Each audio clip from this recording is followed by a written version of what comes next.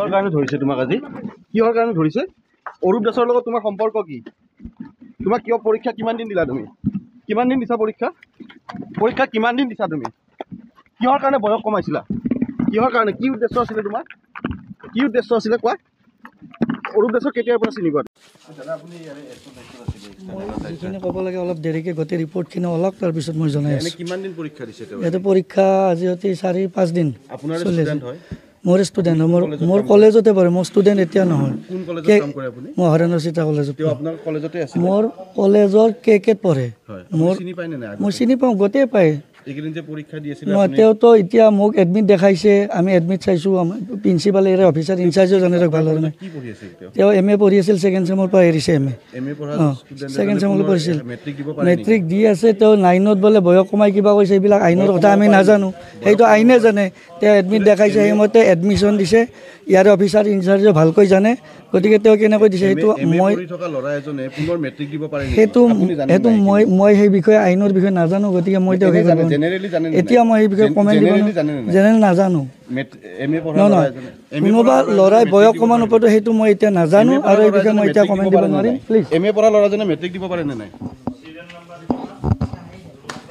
তো আজি যিটো নতুনকৈ আমাৰ এছু দিছে, সেইজনে আহি এইটো ল'ৰা বোলে বয়স বেছি চাইছে, আৰু পৰীক্ষাৰ পিছত আনি সোধ-পোছ কৰাৰ পিছত এতিয়া কৈ আছে তাৰমানে এইটো ল'ৰাই 2 নম্বৰী কৰি বয়স কমাবৰ কাৰণে মানে পৰীক্ষা দি আছে। কিন্তু আগৰ এছুজনে ইয়াক তাৰমানে চিনি পায়, তাৰে স্কুলৰ ষ্টুডেণ্ট। এইটো তাৰমানে ভালকৈ জানে, কিন্তু 4টা পৰীক্ষা দিছে, তথাপি সেই এছুৱে নধৰিলে।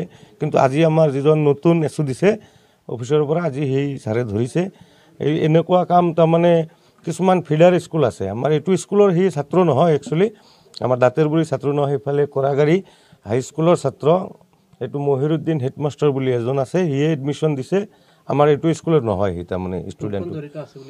এইটোতো এতিয়া মতে ভাবা মতে যদি আমাৰ পাৰ্চনেলি যদি আগত যদি এছুৰ নিজা MA পঢ়া ল'ৰাটো ছাৰে যদি জানে, আগতে ওলাই দিব লাগিছিল। জড়িত বুলি ক'ব নাযাওঁ মই, কিন্তু ওলাই দিব লাগিছিল চিনা বুলি। যদি দিয়া নাই আৰু এনেকুৱা এডমিশ্যন দিব নালাগে। আমাৰ যিটো হেডমাষ্টাৰ মহিৰুদ্দিন, সেইটো দিব নালাগিছিল, এনেকুৱা এডমিশ্যন দিব নালাগে।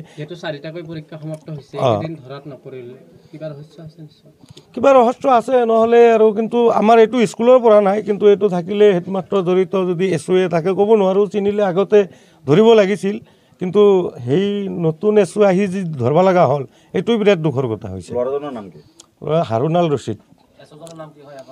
আগৰ প্ৰথমৰ পৰা ৰেগুলাৰ এছু হ'ল অৰূপ দাস। সেই হৰেন্দ্ৰ চিত্ত মহাবিদ্যালয়ৰ অধ্যাপক। এইখিনিয়ে।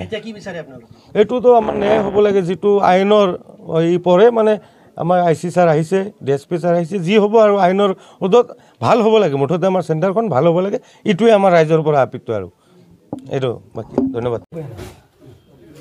88 থেকে 90 দেব কমান যায়, বয়স বাড়ান যায়, লাগে।